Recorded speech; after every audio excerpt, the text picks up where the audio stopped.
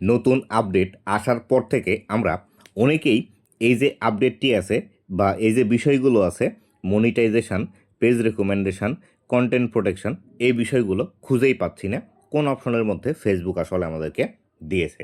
তো এই অপশনগুলো কোন অপশনের মধ্যে দিয়েছে, কোথায় গেলে আপনি খুঁজে পাবেন, আজকের এই ভিডিওটিতে বিস্তারিত আপনাদেরকে দেখাবো এবং এর মধ্যেও নতুন কী কী আপডেট এসেছে সেই বিষয়গুলো আপনাদেরকে দেখাবো।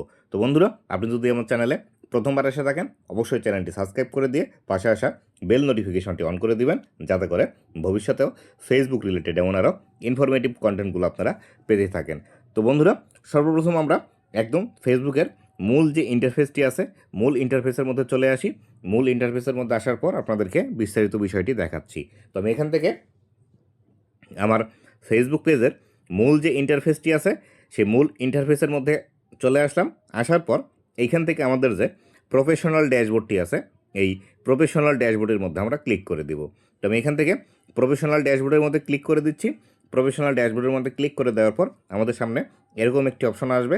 এরকম অপশন আসলে এইখান থেকে আমরা আমাদের এই যে পেজের নামটি আছে বা আপনাদের যে প্রোফাইলের নামটি আছে এইখানে আপনারা ক্লিক করে দিবেন।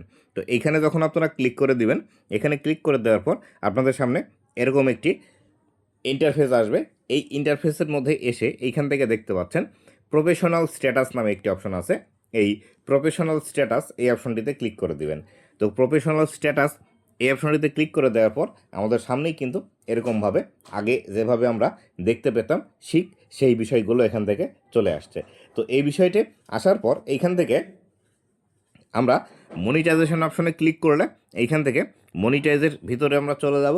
মনিটাইজের ভিতরে এসে এইখান থেকে আমরা দেখতে পাবো আগে কিন্তু এখানে আমাদের এইখান থেকে এই বিষয়গুলো দেখাতো না, এই বিষয়গুলো কিন্তু নতুনভাবে আমাদেরকে দেখাচ্ছে। জাস্ট এই যে এইখানে যে লেখাটি আছে your page is active and earning, এই বিষয়টি দেখাচ্ছে। এটি আগে থেকে ছিল, কিন্তু এই যে এই বিষয়গুলো কিন্তু নতুন এসেছে, দেখতে পাচ্ছেন এইখান থেকে সব বিষয়গুলো নতুন।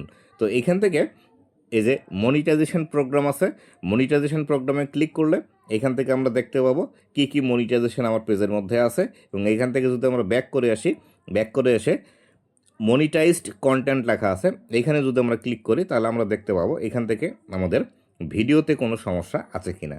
এইভাবে আমরা বিষয়গুলো দেখতে পাবো। এখান থেকে আমাদের পে আউটের মধ্যে কোনো প্রবলেম আছে কিনা সেই বিষয়টি কিন্তু এখান থেকে আমরা দেখতে পাচ্ছি। এখানে যদি আমরা ক্লিক করি তো এখানে ক্লিক করলে কাজ হচ্ছে না, কিন্তু এখানে নো পে আউট হোল্ড এই বিষয়টি লেখা আছে। তারপর লেখা আছে রিভিউ ইওর পেজ স্ট্যাটাস, এখানে যদি আমরা ক্লিক করি তাহলে সেই ক্ষেত্রে আমাদের পেজ স্ট্যাটাসের মধ্যে নিয়ে আসবে। এইখান থেকে আমরা দেখতে পাচ্ছি আমাদের পেজটি গ্রিন টিকমার্ক আছে, পেজ হ্যাজ নো ইস্যু আছে, এখান থেকে রেকমেন্ডেশন অ্যাক্টিভ আছে, এখান থেকে মনিটাইজেশন অ্যাক্টিভ আছে। এইভাবে কিন্তু আমরা এই বিষয়গুলো দেখতে পাবো।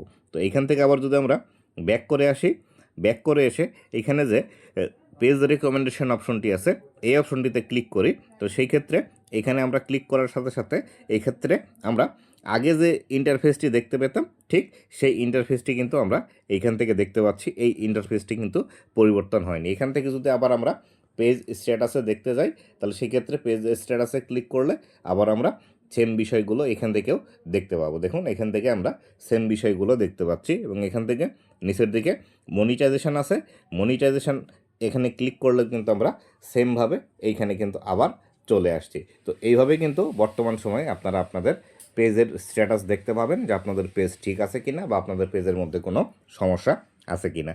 তো বন্ধুরা, এই ছিল আজকের ভিডিওটি কেমন লাগছে অবশ্যই জানাবেন এবং ভবিষ্যতে ফেসবুক রিলেটেড এমন আরও ইনফরমেটিভ কন্টেন্টগুলো পাওয়ার জন্য অবশ্যই আমার ফেসবুক পেজ এবং ইউটিউব চ্যানেলের সাথেই থাকবেন। ধন্যবাদ সবাইকে।